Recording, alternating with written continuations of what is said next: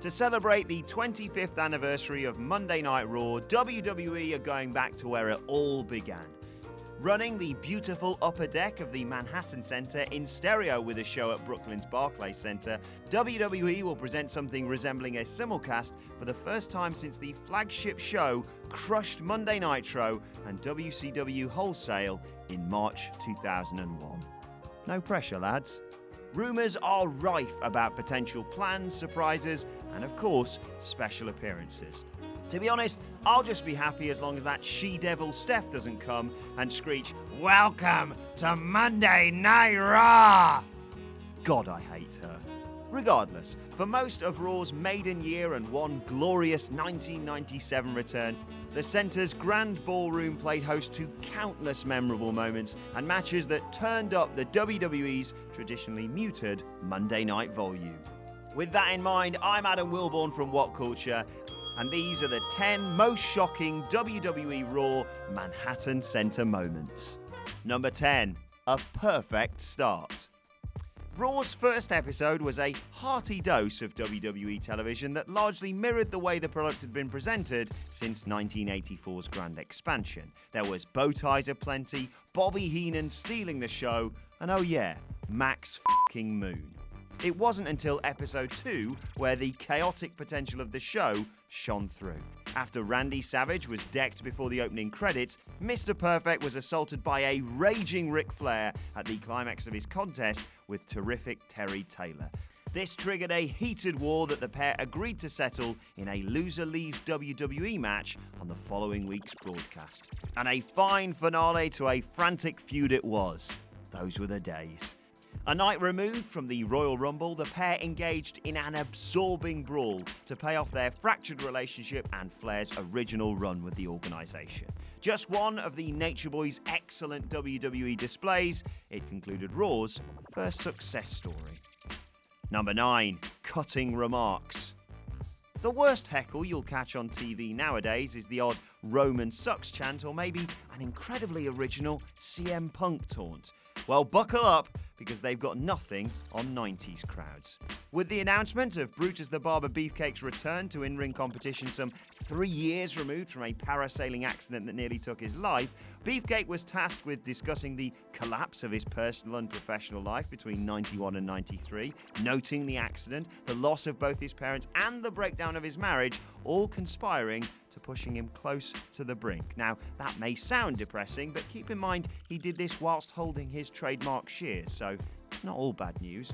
Anyway, one fan, sadly born too early for a YouTube comment section, picked a silent moment between breaths in this clearly emotional promo to yell, "Kill yourself!" at the maligned barber. Nice. He wouldn't, thankfully, but Money Inc. gave it a good go the following week. Number 8, beef case.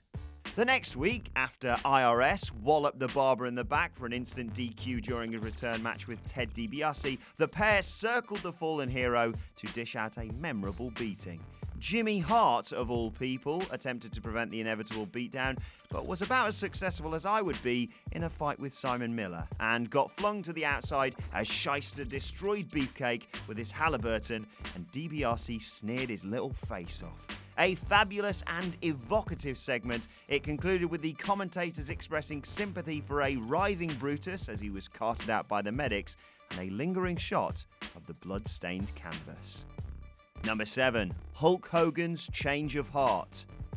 So, in the end, all of Beefcake's tacit emotional blackmail was designed to rev fans up for the return of an icon after just a year away from the glare of the global media. It's fair to say that Hogan had left under a bit of a cloud in 1992, and this next bit has thankfully been drafted by WhatCulture's legal team to avoid any problems. Hogan left the spotlight to try and avoid any further scrutiny over alleged steroid use in the 1980s. A decidedly smaller Hulkster returned to Monday Night Raw to the delight of the New York crowd and reintroduced his best mate Beefcake and their new manager Jimmy Hart. According to Hogan, Brutus would have been as good as dead, awkward, had it not been for Jimmy, and that was apparently good enough to ignore years of the Mouth of the South attempting to destroy Hulkamania. Furthermore, the pair were headed to WrestleMania, keen to take revenge and Money Inc.'s titles on the show of shows. And the WWE would never use emotional blackmail ever again. The end. Number 6. Street Fight. Though never able to have the blockbuster match WWE effectively promised during their 1993 feud, not like WWE to renege on their promises, Shawn Michaels and Mr. Perfect at least provided drama in the form of a captivating brawl directly outside of Raw's first home. Yes, comment section, it being outside still counts as a Manhattan Center moment. Calm down. Uncharacteristic and gritty for the time, Perfect and Michaels' impromptu war gripped fans that had gathered around HBK for a pre-show interview. When the Perfect one struck, gasps of shock and awe from the close-up crowd lent an air of genuine tension to what could have been another entry into the list of dodgy on-air brawls. Heating up a program that already wasn't short on hostilities after a backstage assault by the Heartbreak Kid at WrestleMania, the angle afforded their eventual war over the Intercontinental title the attention it richly deserved. Number 5. Sticks and Stones.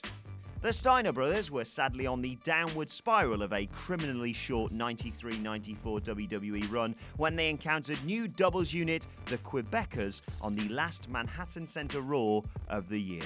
Affording the New York loyalists one final major angle before taking the show on the road to chase that dollar, WWE worked around an impending suspension for the future Big Papa Pump, no prizes for guessing what for, by having Rick and Scott lose the titles to Jacques and Pierre in cynically cheap fashion. Relatively new on the scene, but categorically not the Mounties, the Devilish Duo and Johnny Polo were fiercely capable villains and employed their own rigid rules to steal the straps from the far superior champions. Fought under everyone's favourite Quebec province stipulations, the Canadians lured Hothead Scott into using a hockey stick, drawing a DQ that in this case triggered a title switch. Number 4. Sabu just being Sabu. Does this show suck without ECW or what? Paul Heyman asked as he invaded WWE's one-off 97 return to Raw's home base. Well, one of his top stars came within inches of making it even worse in a chaotic closing scene. After Jerry Lawler had antagonized the Philadelphia outfit on the previous week's show, Heyman brought his troops to the Manhattan Center as part of a mutually beneficial business agreement with Vince, which is also the term Vince uses for intercourse, coincidentally. On an evening in which Taz, the Eliminators, the Blue World Order, the Sandman, Tommy Dreamer, and others wreaked havoc, the homicidal, genocidal, suicidal human highlight reel took flight onto his chief rival's coaching staff in an attempt to create a memorable visual from ECW's surprise visit. And it was memorable, just maybe not in the way they intended. Vindicating the King's persistent criticism, it was, to be fair, extremely crappy. Losing his balance on the wobbly R-prop, Sabu instead tumbled gracelessly onto a pile of bodies that just about broke his fall and added another clip to his seemingly endless botch reel. Number 3. Heart Attack. In my big book of Wrestling Your Mum jokes, there is credit given to two men. Bobby Heenan, who made them an art form before they even existed, and Jerry Lawler, who managed to find new highs, or lows depending on who you ask, for the genre in his caustic takedowns of Stu and Helen Hart during his years-long rivalry with Bret Hart.